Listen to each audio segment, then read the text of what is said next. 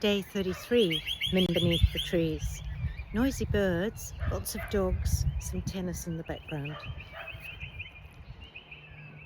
Min's wings surged as she listened. The sensation puzzled her.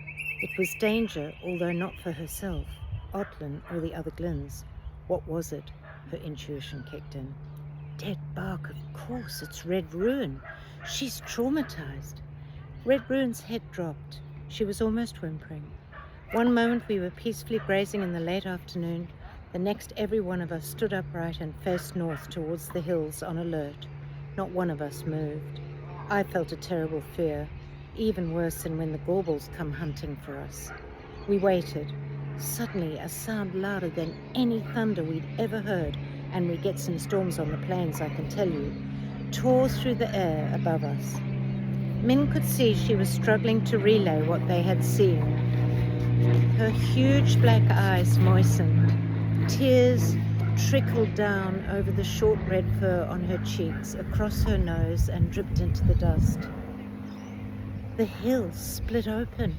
We saw this gaping red crack split the midline of the hills right in front of our eyes. Gasping, Min arched as her hand slapped involuntarily to her chest. Red crack! That's what I saw that echo in the smoke clouds at home, so it was. Yes, it was the fearsome Min, Flutter said in a voice filled with empathy. It mirrored the empathy Min now felt for Red Ruin's terror. An eruption of smoke blotted out the sky, boiling red lava, flames bursting from its surface, racing down the hills towards us. It was evil. We turned and fled, and we've been running for an echo now. We've lost our home, Red Ruin was panting now. We are poor comfort for you and your mob. We grieve with you, Otlin said, extending his wings to wrap her in a feathery hug. Sorrow poured out of Min like a silent torrent. She yearned to spin a blanket of consolation and wrap Red Ruin and all the fleeing hoppers in it. Her wings pulsed. She could tell it was with intensity, not urgency. She listened to what they were telling her. Is that why this feeling is different?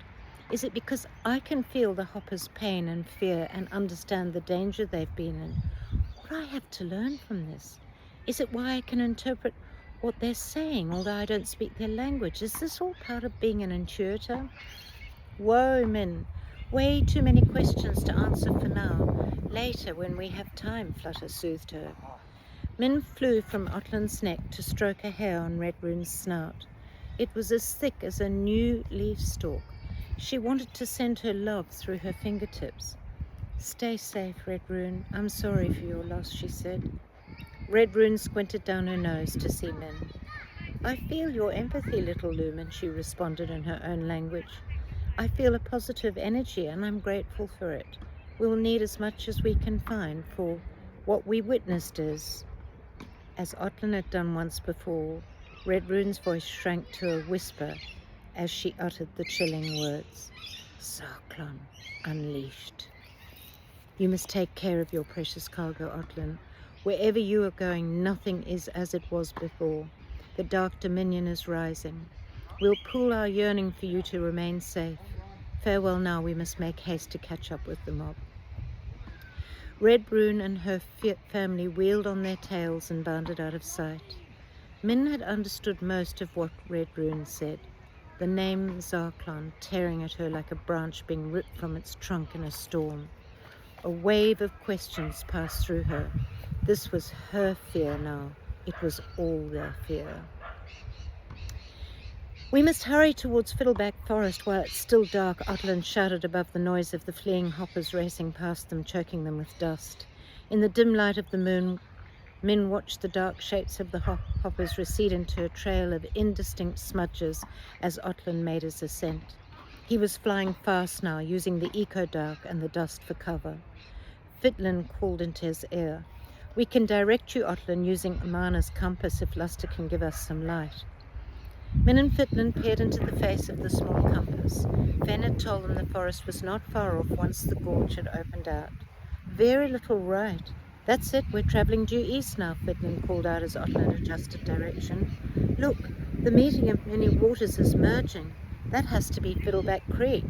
Radian pointed out to the others, who could also make out a wider stream below them.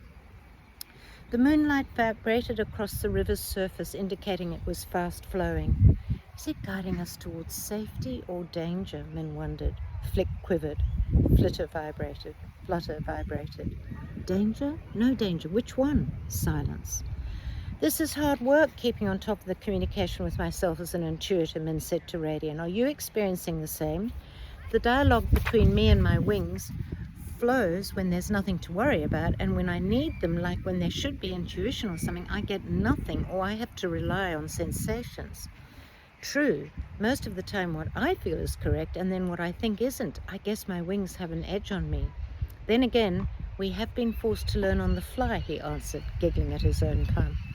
Flick gave a little trill, as if pleased with Radian's recognition, then shot Min a prod. Told you we were learning too, and by the way, in the moment when you need us, we're right there. How about our instructions with the Scurrilone and the Emberist, I think Flick is right, Min. We haven't let you down yet, Flutter said.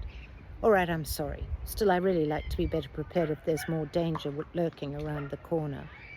Working on it. Something's not right. I can't tell what yet, Flick replied shortly. Not quite what I wanted to hear.